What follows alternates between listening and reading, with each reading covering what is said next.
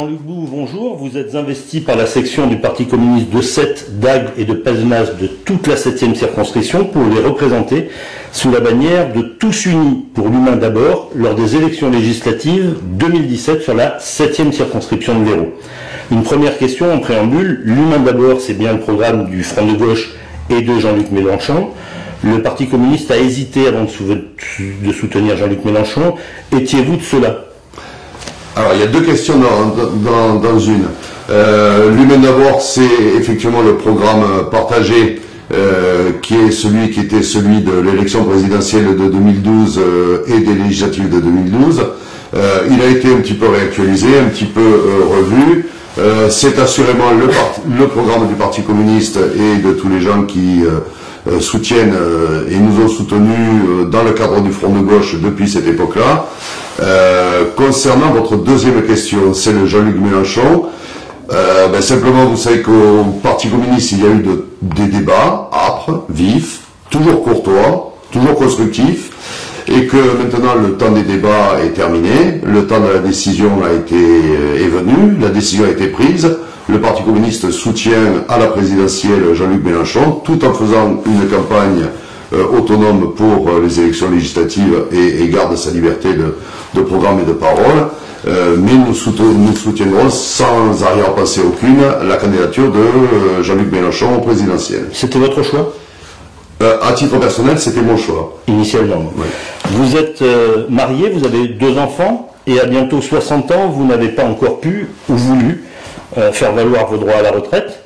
Vous êtes un pur produit de l'école de la République qui vous a conduit dans un raccourci englobant plusieurs décennies des bancs de l'école publique au pupitre d'enseignant au lycée professionnel Joliot-Curie de Sète en qualité de professeur d'histoire. Vous enseignez donc actuellement une histoire politique sétoise que vous voulez marquer de votre empreinte puisque vous êtes déjà conseiller municipal à Sète et en briguant le mandat de député, vous vous inscrivez dans la lignée de 3 députés communistes sétois, Pierre Haraud, Myriam Barbera et évidemment François Liberty qui vous accompagne aujourd'hui et qui est le dernier en date des députés communistes et non des moindres puisqu'il a marqué de son empreinte cette 7e circonscription. Jean-Luc Bou, vous êtes membre du PC depuis 2007, année de l'élection de Nicolas Sarkozy. Ça ne vous a pas donné envie de raccrocher en le voyant décrocher récemment aux primaires de la droite et du centre ? Le départ de Sarkozy, pour être franc, m'a surtout donné envie de prendre un verre avec mes copains. Je vous avoue que ça a été un soulagement. Non, mon engagement au Parti communiste, effectivement. J'étais très engagé au niveau syndical, compagnon de route du Parti communiste, et j'ai estimé en 2007 qu'il y avait des moments de l'histoire où il fallait faire des choix. Mon grand-père a fait la même chose dans les années 40, vous imaginez pourquoi et quel choix. Donc j'estimais qu'il fallait faire la même chose. Alors, pur produit de l'école publique, oui, ça c'est vrai, je le revendique. Je suis, comme vous l'avez dit, issu d'un milieu populaire. J'ai intégré cette école publique avec envie, avec beaucoup de bonheur et finalement j'y suis jamais sorti. Alors je n'ai que 58 ans, hein. Bon, c'est vrai que j'ai bientôt 60 ans. Cela étant dit, je fais partie de cette génération qui malheureusement se retrouve coincée à 62 ans. Alors pour moi, vous savez que Monsieur Fillon étant passé par là en 2003, je vais devoir travailler jusqu'à 62 ans, à moins que les électeurs en décident autrement et que notre programme qui porte la retraite à 60 ans devienne le programme que les Français choisissent pour les prochaines années. Au niveau politique, vous n'êtes donc pas à la retraite, vous avez été le bras droit de François Liberty. Quel regard portez-vous sur son départ? Il est là pour vous soutenir aujourd'hui, vous avez été un de ses plus proches, alors bras droit ça vous gêne peut-être, bras gauche peut-être, mais... Si vous voulez parler des mandats électifs, en ce qui concerne, il a laissé un mandat, c'est celui de conseiller départemental. Si vous étiez sur le terrain de la lutte et de la contestation avec nous, vous verriez que François Liberty n'est pas parti. François Liberty est toujours présent et à vos côtés. Et à mes côtés, encore aujourd'hui. Et il est notamment présent dans la grande bataille que nous menons actuellement contre la nouvelle privatisation de l'eau. et la grande bagarre que nous menons sur tout le bassin de Thau pour la création d'une régie publique pour la gestion de l'eau. Donc effectivement, moi je suis dans cette lignée. Les noms que vous avez cités sont les maires qui ont construit la ville de Sète. Quand on sillonne à la 7e circonscription avec François Liberty, on se rend compte que il est toujours très présent, il n'a pas été oublié, et que effectivement il y a un parrainage qui est à la fois fraternel, idéologique et très très important. François Liberty, quand on passe de témoin à un personnage comme Jean-Luc Bou, on lui a trouvé forcément beaucoup de qualités. Est-ce que vous pouvez les décliner pour le présenter un peu à la population qui le connaît moins que vous? Trois choses. D'abord, ce qu'il vient de rappeler sur son histoire, sa vie, comment il a intégré, je dirais, la conscience pour s'engager sur le plan syndical et politique. On se rend compte que c'est d'abord un homme de terrain, ça c'est important, et par les temps qui courent, je crois que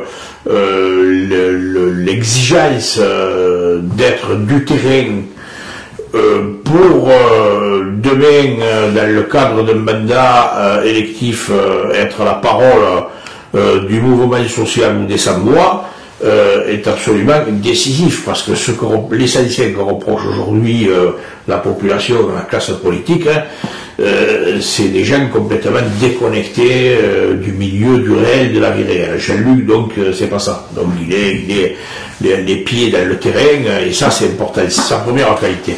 Sa deuxième qualité, c'est sa capacité à l'écoute des autres, et à partir de là, à apporter sa contribution pour faire en sorte que dans les lieux où il est en mesure de s'exprimer, en mesure d'agir, avec ses mandats d'élu, c'est le souci de l'efficacité pour porter donc les revendications populaires. Vous savez, ces deux éléments sont essentiels pour les législatives de 2017.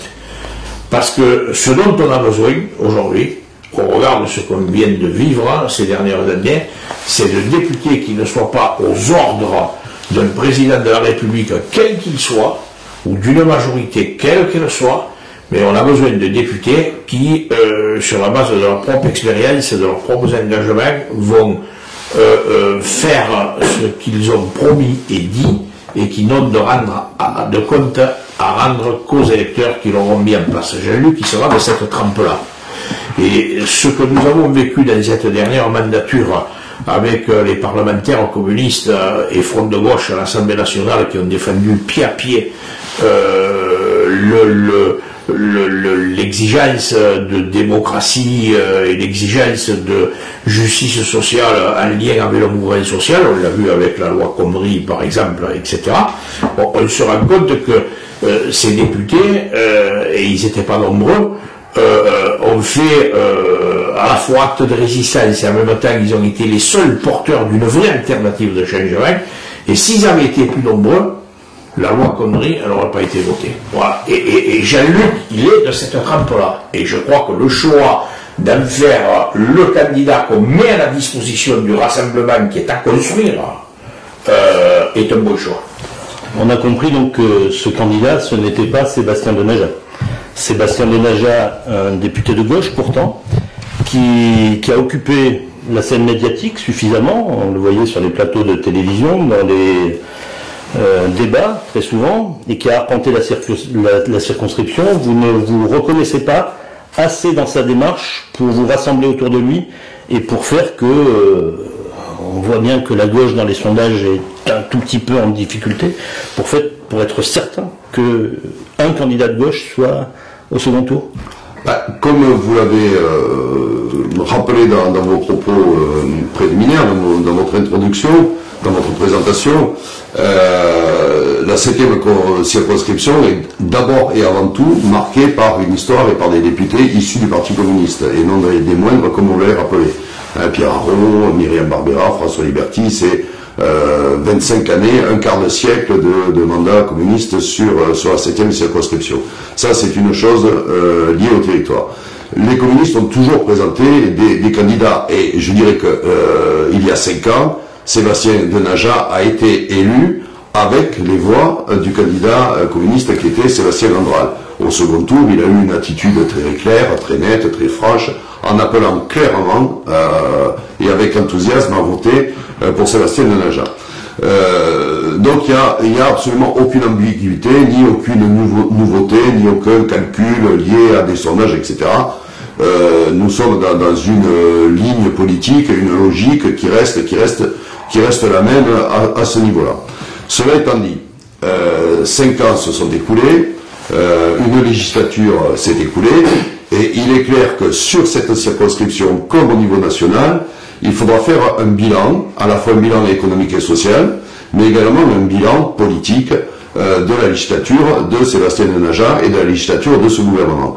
Alors, d'un point de vue strictement humain, moi, Sébastien Denaja, c'est quelqu'un avec qui j'apprécie, on se rencontre. Cela étant dit, ma candidature aujourd'hui est clairement une candidature de rupture avec la politique des gouvernements Hollande-Valls qui ont ouvert, me semble-t-il, un boulevard aux volontés libérales un petit peu violentes qui nous sont présentées maintenant. Donc je pense que cette candidature communiste, elle est plus que jamais communiste et au-delà, hein, puisque notre ambition aujourd'hui, c'est d'élargir justement à toute cette gauche qui se sent un peu en déshérence et un peu perdue. Et si on peut sur cette circonscription vous faire mentir et faire mentir tous les sondages et déjouer les pronostics et montrer qu'on peut être, c'est très à la mode et de toute façon ce qui prouve bien que j'allais dire, moi je crois beaucoup à l'expertise populaire. C'est-à-dire je crois quand même que une vraie campagne sur des valeurs de gauche, un programme de gauche a encore un bel avenir dans ce pays et dans la 7e circonscription de l'Hérault. Néanmoins, en 2012, c'était la vague rose, c'était dans la continuité de l'élection de François Hollande, et réunir 20% des suffrages au premier tour, enfin 20% des électeurs au premier tour des élections législatives, vous y êtes parvenu facilement, ça sera peut-être beaucoup plus difficile aujourd'hui. Vous ne craignez pas justement que la gauche soit absente à cause du fait que vous ne soyez pas unis au premier tour, comme vous l'avez été par le passé? Il y a eu... Sur des élections législatives, non, il n'y a jamais eu de candidature unique à gauche. Je pense qu'il est tout à fait normal dans une démocratie, en dehors de tous les calculs savants de primaire et autres. On a vu des stratégies extraordinaires sur la primaire de la droite, avec des gens de gauche qui allaient voter pour la droite, des sondeurs qui se sont trompés, etc. Donc nous, on est dans une logique où on a une vie politique militante de terrain, comme l'a rappelé François Liberty tout à l'heure, et que c'est cette réalité du terrain qui doit trancher, que c'est également une confiance dans les partis politiques. Un parti politique comme le nôtre, c'est un endroit où on discute ferme, on discute beaucoup, on discute tout au long de l'année, on discute tout au long de la législature, et au bout du bout, on en arrive à dégager et un programme et des candidatures. Et nous les portons de la façon la plus logique et la plus démocratique qui soit. Et cela étant dit, on se retrouvera, notre ambition c'est justement de se retrouver. On a tout le temps de la campagne, et notamment, c'est peut-être pour ça qu'on démarre un petit peu tôt, tout le temps de la campagne pour créer justement ce mouvement d'unité et ce mouvement d'union. Donc les déclarations de candidature des uns et des autres à l'heure actuelle peuvent très bien, d'ici quelques mois, aboutir à des candidatures plus unies. Cela étant dit, il est normal que chaque sensibilité de gauche s'exprime, et il est également normal qu'on se retrouve pour le second tour. Et moi je suis tout à fait confiant, il y aura un candidat de gauche au second tour, et évidemment nous espérons que ce soit la gauche que nous représentons. Vous avez parlé de calcul, et vous avez parlé de parti politique. On y vient justement, est-ce que vous n'êtes pas candidat justement pour sauver le financement du Parti communiste? 50 circonscriptions, avec un minima de 1% des suffrages pour participer à une manne financière, celle du financement des partis politiques. Il y a beaucoup de gens qui se posent la question, est-ce que la multiplicité de ces petits candidats ne parle pas du Parti communiste, mais des petits candidats, ce n'est pas justement à cause de ce financement? J'espère que vous poserez la question aux Républicains pour l'organisation des primaires payantes à 2 euros le vote. Les socialistes, ils sont à 1 euro le vote. Bon. Donc nous, on se présente à des élections, mais encore une fois, comme on l'a toujours fait. Quelle que soit la commune, quel que soit le canton, quel que soit le département, il y a toujours eu, et il y aura toujours, je l'espère, une candidature communiste. Donc on n'est surtout pas là dans des calculs d'apothicaire et encore moins dans des calculs financiers. Je dois vous dire que la recherche financière et le souci de dividendes ou autre, c'est vraiment pas le genre de la maison. Donc nous on est là, on a notre gestion, on a notre trésorerie et les problèmes qui vont avec. Cela étant dit, on est ici pour faire avancer des idées et surtout pour, au cours de la campagne, écouter tout ce que la population pourra nous dire. Et certainement pour défendre les plus démunis, et avec un chômage au plus bas et 22% de la population en dessous du seuil de pauvreté dans cette 7e circonscription, qu'est-ce que vous allez proposer pour relancer la dynamique de l'emploi? Est-ce que vous allez vous adresser au patron, par exemple? Je vais certainement m'adresser au patron, ça c'est clair. Il est évident qu'il faut... il y a 2 priorités, me semble-t-il, sur cette circonscription. C'est l'emploi, vous l'avez dit. Le chômage n'est pas au plus bas, il est au plus haut. Et si je prends le bassin d'emploi d'Agde-Pézenas, on se retrouve avec un des taux de chômage, si ce n'est le taux le plus élevé de France. La deuxième chose qui est effrayante sur la 6e circonscription, c'est les 40% de chômeurs des jeunes. Les jeunes de 18 à 25 ans et jusqu'à 30 ans sont touchés par le chômage à hauteur de 40%. Bon, donc là, évidemment, il va falloir arrêter de toute façon cette casse de tout l'appareil productif. L'appareil productif sur la circonscription, c'est à la fois tout ce qui est agriculture, ostréiculture, viticulture et tous les petits producteurs qu'il va falloir aider et protéger. C'est également tout le tissu de PME. Si vous regardez bien, un artisan est taxé à 33%, une multinationale est taxée à 0,5%. Il est clair qu'il y a là un décalage qui n'est pas supportable, qui n'est plus acceptable. Quand vous avez des multinationales qui ont des sièges sociaux en Irlande, au Luxembourg, et qui payent beaucoup moins que l'artisan du coin, qui lui est quelqu'un qui est en mesure de créer des emplois, il y a quelque chose qui ne va pas. La deuxième chose, c'est que toutes ces aides qui sont restées stériles, resteront stériles et ne serviront à rien, tant qu'on n'aura pas réglé le problème de la fraude fiscale. Si vous lisez attentivement l'enquête parlementaire menée par les frères Bocquet, à la fois le sénateur et le député, on se rend compte que la dette en France, c'est 37 milliards d'euros par an. La fraude fiscale, c'est 80 milliards d'euros par an. Bon, donc quand on sait ça, ça relativise quand même énormément tout le discours qu'on peut avoir sur la dette et la France ruinée. L'autre secteur où évidemment il va falloir créer des emplois, ça va être sur la fonction publique. Sur la seule ville de Sète, Sarkozy, c'est 115 emplois de profs supprimés, puisque c'est mon secteur. Hollande, c'est 5 emplois supprimés. Donc là, l'hémorragie a été arrêtée, mais la courbe n'a pas été, la tendance n'a pas été inversée. Les services publics, si je prends Agde par exemple, on peut développer à la fois des emplois tout en rendant un service public à la population. Je pense que la population agatoise, et notamment l'été, verrait avec plaisir arriver des urgences sur la ville. C'est quand même un comble que l'on ait une ville aussi peuplée à la fois l'hiver et maintenant et également l'été, qui se retrouve maintenant, au moment où je vous parle, sans système, sans urgence. Donc il est clair que sur les services publics, il faut là aussi inverser la tendance qui est une casse des services publics et aller vers une recréation de postes dans ce qui reste les fondamentaux, comme on dit au rugby, à savoir la santé, l'éducation et la sécurité. Les candidats de droite pensent supprimer 500 000 emplois. On parle de M. Fillon. Vous n'êtes pas du tout dans cette optique. Alors moi je ne suis pas du tout dans cette optique parce que vous avez voulu, et j'en gentiment d'ailleurs rappelé dans votre introduction, dans votre présentation, que j'étais un fils de la République sociale. J'étais un produit de l'école publique et de la République sociale. Moi, je crois qu'au-delà de ce discours que l'on connaît bien maintenant, hein, ce discours qui a une vingtaine d'années à peu près, qui cherche à ringardiser la sécurité sociale, ce discours qui cherche à parler des assistés, qui se tait sur la fraude fiscale, mais qui va mettre en avant la fraude sociale.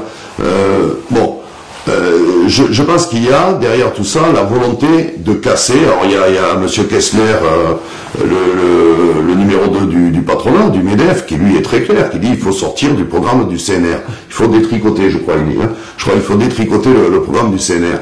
Il est évident que c'est pas tant la situation économique et sociale de la France qui l'impose, mais ce qui est essentiel à l'heure actuelle, c'est, aux yeux de la droite, c'est bel et bien de détricoter tout un modèle social, toute une démocratie sociale. Ça, nous ne l'accepterons pas, nous ne l'acceptons pas, et je refuse avec force le qualificatif de ringard pour sauver, il faudra m'expliquer, pour sauver la sécurité sociale, il faudra m'expliquer ce qu'il y a de ringard à assurer un niveau de santé correct à une population.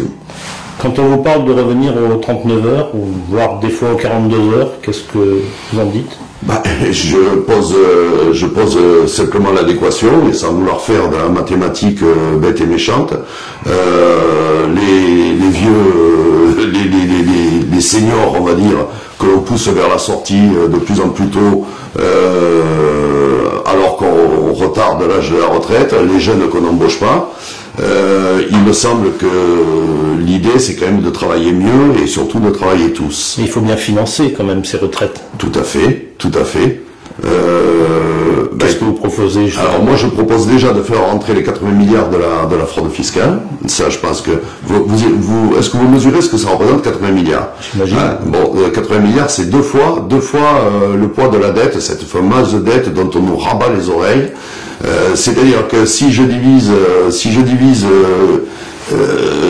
on me dit chaque bébé naît avec une dette. Non, moi si je prends les 80 milliards de dette fiscale, je prends sur le nombre de naissances en France, et chaque bébé qui naît, qui arrive sur le sol français par voie de naissance, se retrouve avec une rente de pratiquement 100 000 euros. On augmente donc le nombre de fonctionnaires au service des impôts. Je comprends pas votre question, et c'est pas tout à fait ce que j'ai dit. Je dis que en termes, il faut plus de contrôle, donc il faut plus de fonctionnaires, et donc vous créez de l'emploi en créant aussi. Il faudra réfléchir sérieusement à une réforme. L'impôt sur le revenu, il est juste. Hein, l'impôt, si mes souvenirs sont bons, c'est Clémenceau qui l'a créé. L'impôt sur le revenu, il est juste, et c'est un des piliers de la démocratie. On a dit, la France sera une république et sera une démocratie à partir du moment. Rappelez-vous, autrefois, c'était l'impôt sur les portes et fenêtres. Quand vous vous promenez dans les centres-villes, on voit encore des fenêtres murées comme ça. Parce que si on payait trop d'impôts, on murait une fenêtre et tout d'un coup, on payait moins d'impôts. Non. C'est Clémenceau, me semble-t-il, qui a mis en place l'impôt sur le revenu, qui est un impôt juste. Hein. On paie selon ses moyens. Et on reçoit selon ses besoins. La démocratie sociale, c'est ça. La démocratie sociale, c'est ça. Il y a un principe, ensuite il y a une comptabilité, et il faut mettre en adéquation les deux. On est bien d'accord. À l'heure actuelle, mettre en adéquation une comptabilité, c'est équilibrer les recettes et les dépenses. Qu'on maîtrise les dépenses, c'est une chose, mais il y a des recettes dans la nature. Ce système de recettes, à l'heure actuelle, il est foncièrement injuste, et il faut absolument le réformer. Une des mesures phares du député actuel Sébastien Denaja, c'était l'égalité. Je vois que vous n'avez pas de suppléante avec vous aujourd'hui. Elle sera désignée quand? Et est-ce que ça sera bien la parité et une femme qui vous accompagnera? Alors, je pense que on ne s'est même pas posé la question. Il est clair que ce sera une femme, que ça ne sera pas une sétoise, selon toute vraisemblance, puisqu'on souhaite également qu'il y ait une répartition sur le territoire. La parité homme-femme, oui, tout ce qui permet d'aller vers la parité homme-femme est une bonne chose et une bonne réforme. Cela étant dit, on a vu le mois dernier, hein, vous savez, avec ce mouvement qui disait que les femmes s'arrêtaient de travailler Si elle faisait ce pourquoi elles sont payées au même niveau que les hommes, elles s'arrêteraient de travailler le 8 novembre. Il y a encore, à travail égal, il y a encore un écart de 20% entre les salaires. Il est clair qu'il va falloir aller vers plus de parité, plus d'égalité. En ce qui concerne la suppléance, on en fera l'annonce dans le mois de janvier et on organisera, et on vous invitera bien évidemment, on organisera un temps fort pour annoncer la double candidature. On s'imagine, Frédéric Marquides, puisque vous représentez les Agatois ici, vous êtes le secrétaire de section du Parti communiste agatois, je crois, que vous êtes sur la piste de cette candidature féminine, de cette suppléance féminine. Vous avez des idées, vous avez un débat au sein de la cellule? Je crois que les dernières campagnes électorales qu'on a menées, aussi bien au niveau campagne départementale, campagne régionale, ont prouvé qu'on pouvait travailler avec d'autres partenaires de la gauche et élargir comme ça nos candidatures avec des personnels féminins ou masculins. Donc je crois qu'on est sur cette dimension-là, de ne pas rester enfermé juste le Parti communiste, d'avoir un esprit beaucoup plus large et d'avancer avec des candidatures de partenaires pour cette législative. J'allais y venir puisque il ne va pas échapper que lors des dernières élections cantonales, vous étiez en binôme, me semble-t-il, avec Agnès Gisard-Carlin, qui représente aujourd'hui les Verts et qui a annoncé sa candidature pour les Verts à cette élection législative. Il n'est pas possible que vous puissiez encore élargir le champ électoral de cette gauche, à la gauche de la gauche, avec Agnès Gisard-Carlin. Vous n'avez pas un appel à lui lancer? Oui, bien sûr. si elle nous écoute, on va dire que on est très réceptif à ce que pourrait être sa décision concernant cette législative. Mais parallèlement, il y a une place qui pourrait lui être réservée. Il y a des possibilités, bien sûr, tout à fait vrai. Mais en même temps, je crois que le niveau qu'on veut donner à cette campagne, c'est réellement un niveau de rassemblement qui va au-delà des partis politiques. Et je crois qu'on l'avait prouvé déjà dans les dernières campagnes, pouvoir amener avec nous des gens qui sont engagés socialement, dans l'associatif ou dans du syndical. Donc là-dessus, il n'y a vraiment pas de choses qui soient, qui contredisent le fait qu'on veuille du rassemblement. Il y a un besoin que tout le monde soit présent. Tous ceux qui ont envie de défendre cette politique, cette orientation que nous avons d'alternance à l'austérité, il faut qu'ils soient présents dans cette campagne. Et évidemment, pour que tout le monde soit présent, il faut que tout le monde soit représenté, ou ait effectivement une voix qui porte de leur camp, vers la population. On a, Jean-Luc vient de le dire, on avance beaucoup de choses concernant l'emploi, concernant les services publics, le développement des infrastructures locales, d'équipements, etc. On a peu parlé du tourisme, mais Agde, c'est quand même un lieu, comme Sète d'ailleurs, où le tourisme s'est beaucoup développé et qui a besoin aujourd'hui d'être accompagné en matière de professionnalisme, de formation. On voit peu de choses là. Il parlait des services publics. Imaginons simplement qu'on enlève 30% des personnels fonctionnaires sur Agde. Voyons ce que ça peut représenter, sur plus de 1000 emplois sur cette ville. Donc voilà, il y a des choses comme ça qui font partie de notre campagne. Beaucoup de partenaires de la gauche, beaucoup de gens qui s'engagent comme ça aussi de manière individuelle dans ce rassemblement sont prêts à venir défendre ces idées. Agnès Gisard-Carlin est la bienvenue avec nous, bien sûr, sur cette circonscription pour défendre tout cela. Jean-Luc Bou, peut-être une déclinaison locale, quelques éléments que l'on aurait oubliés dans cette conversation pour promouvoir votre candidature. Un petit mot pour terminer avec Agnès. Fred a fait une campagne et moi aussi. J'étais candidat avec Agnès à 2 places consécutives. Bon, c'est quelqu'un qu'on connaît, quelqu'un avec qui on a travaillé, quelqu'un qu'on apprécie beaucoup. Qui est professeur comme vous. Qui est professeur ici à Agde, et qui est quelqu'un qui est dynamique et je veux même faire une confidence, elle est avéronaise comme moi. Donc vous voyez, on a beaucoup de points communs. Ne jouez pas au football, parce que vous avez été, semble-t-il... Oui, mais une carrière un peu médiocre. J'ai 2 titres de gloire au football. J'ai été champion d'Aveyron en 76, ce que Zidane n'a jamais été. Ni Agnès Gisard-Cardin. Et j'ai joué avec Guy Lacombe, ce que Agnès n'a pas fait non plus. Voilà. Décliner, bon, il y a encore un élément sur lequel nous on fonde beaucoup d'espoir. Parce que c'est quelque part l'ADN de notre ville, mais aussi de la circonscription. C'est toute l'activité autour de la mer. Bien évidemment les activités portuaires, les activités touristiques comme l'a rappelé Fred, mais je pense que la mer et tout le domaine maritime peut être un avenir colossal à la fois pour l'environnement mais également pour le développement économique de cette circonscription. On a des atouts énormes avec des champs de prospective sur des nouveaux métiers, sur des nouvelles perspectives, énergie renouvelable, etc., qui sont énormes, et ce qui ne nous empêche pas de travailler également pour les transports maritimes, qui seraient des transports maritimes un peu plus respectueux de l'environnement, et notamment prendre un peu le contre-pied de cette logique qui privilégie à l'heure actuelle les transports routiers. 84% des marchandises qui arrivent à 7 sont traitées par le camion, sont déchargées puis traitées par le camion. Il est clair que nous souhaiterions développer un maximum tout ce qui est fluvial et ferroviaire. Voilà, donc, et ça c'est mon téléphone que j'ai oublié d'éteindre, c'est parfait. Donc voilà, on en est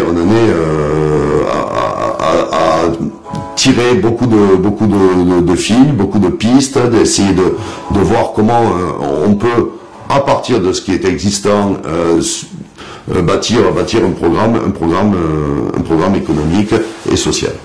Pour terminer, je sais que c'est pas votre tasse de thé, mais il y a aussi des candidats de droite. Gérard Ray, Yves Michel, candidat du Front National, Madame Roch, Monsieur Colas, Igor Curec, on parlait des petits partis. Il y a aussi Gilles Detor, qui a été député de cette circonscription avant d'être battu par Sébastien Denaja.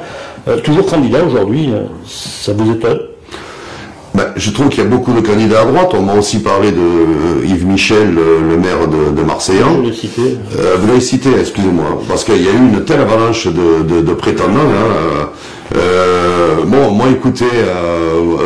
Yves Michel a applaudi à votre candidature sur votre page Facebook. Il m'a fait un accueil très républicain, oui, bien évidemment. Genre, je le rassure s'il regarde. Vous ne voterez pas pour lui. Je ne voterai pas pour lui, mais je peux le garantir que ma carrière sportive s'est arrêtée au football et pas à la boxe. Je suis footballeur, mais pas boxeur. Un peu de rugby aussi, mais bon. Il est clair que le débat sera vif, le débat sera engagé, mais il restera, je l'espère, courtois. En tout cas, je remercie Yves Michel pour son message. Concernant les autres candidatures, Yves Detor, il a quand même un bilan... Gilles Detor. Gilles Detor, il a quand même un bilan très lourd, puisque... Il y a une loi contre le non-cumul des mandats. Il y a d'une part une loi contre le non-cumul des mandats, et d'autre part, sa carrière de député, si elle a été brève, n'a pas été très remplie. Je crois qu'il avait été pointé comme étant un des plus mauvais députés de France, en tout cas un des moins assidus, et on ne peut pas dire que son mandat soit à marquer d'une pierre blanche. Donc moi je lui souhaite à Gilles Detor de rester sur ses terres agatoises. Il s'arrangera avec la gauche agatoise, et j'espère que cette gauche agatoise lui permettra d'avoir le temps le plus libre possible. Cela étant dit, moi je n'attends absolument rien des candidatures de droite, et encore moins des candidatures d'extrême droite. Ce que je sais, c'est que vous avez démarré notre entrevue en me parlant de Sébastien Denaja, et c'est bien normal puisque c'est les députés sortants. Mes adversaires seront bien évidemment encore et toujours la droite et l'extrême droite. C'était une question justement pour terminer, question de second tour, en admettant que vous ne puissiez y accéder. Évidemment, ça sera Sébastien Denaja pour lequel vous appellerez à voter. Alors écoutez, moi je vais vous faire alors je suis un néophyte en matière de candidature, et pourtant je vais vous faire la réponse de tous les candidats. Et la réciproque doit être vraie. Et la réciproque doit être, mais je vais vous faire la réponse de tous les candidats à un premier tour d'une élection. Je n'imagine absolument pas une seconde ne pas être au second tour de cette élection. Voilà, ça c'est la première chose. En tout cas, je me bats pour être au second tour de cette élection, et je vais essayer de rassembler le plus possible pour être au second tour de cette élection. Ça c'est une chose. Et si par miracle ou par hasard, vous n'y parveniez pas. Si par miracle, je vous remercie pour votre confiance. Si par hasard, et parce que les électeurs l'ont décidé, je n'y parvenais pas, il est clair que mon adversaire et notre adversaire restent définitivement droite et extrême droite. Ensuite, il va falloir, je vous l'ai dit tout à l'heure, ma candidature par rapport à ce gouvernement, c'est aussi une candidature de rupture. Donc, il est peut-être un peu tôt encore pour parler du second tour d'une élection qui n'aura lieu que dans 7 mois. Le Parti communiste, c'est un parti républicain. Au second tour, on envisage une autre hypothèse. La droite et l'extrême droite, est-ce que vous ferez le front républicain contre le front national? Au cas où, encore une fois, vous ne puissiez ni l'un ni l'autre être, il y a beaucoup de circonscriptions où cela arrive, pas de candidat de gauche. S'il n'y avait pas de candidat de gauche, est-ce que vous vous appelleriez à voter pour le candidat? Alors, ça sera pas le cas chez nous. Bon, en tout cas, je l'espère du fond du cœur. Si par malheur c'était le cas, écoutez, vous avez bien voulu rappeler tout à l'heure que j'étais professeur d'histoire. Donc effectivement, j'ai à titre personnel et également dans mon engagement politique, j'ai toujours fait la part des choses. Et comme je l'ai dit, et comme l'avait fait mon grand-père pour retomber un petit peu sur le début de notre entrevue, il y a des moments de l'histoire où il faut faire des choix. Vous avez donc voté Chirac un jour? J'ai voté Chirac, oui. Est-ce que je suis prêt à le refaire? Je ne sais pas. Un dernier mot, peut-être une annonce d'un meeting, d'une date, un événement pour ce début de campagne? Là, on en est à la période de constitution d'un comité électoral, donc on va sillonner les villes et les villages de la circonscription. On va mettre en place, un comité électoral qui va additionner à la fois des compétences, mais surtout, et c'est ce que je souhaite en tout cas, un maximum de gens qui puissent apporter leur expertise, des salariés, des gens issus du monde associatif, des syndicalistes.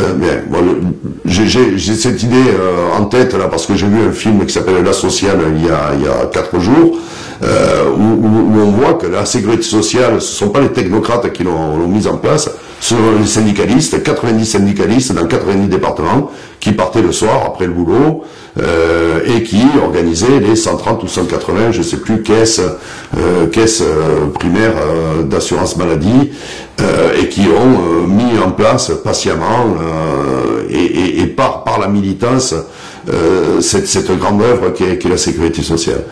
Donc voilà, la première étape c'est ça.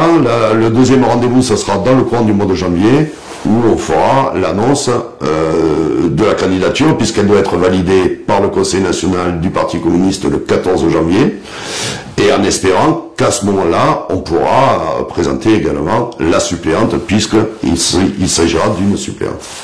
Frédéric Marquides, François Liberty, vous accompagnez donc le candidat du Front de gauche et rappelez-moi le nom de la liste. Unis pour l'humain d'abord.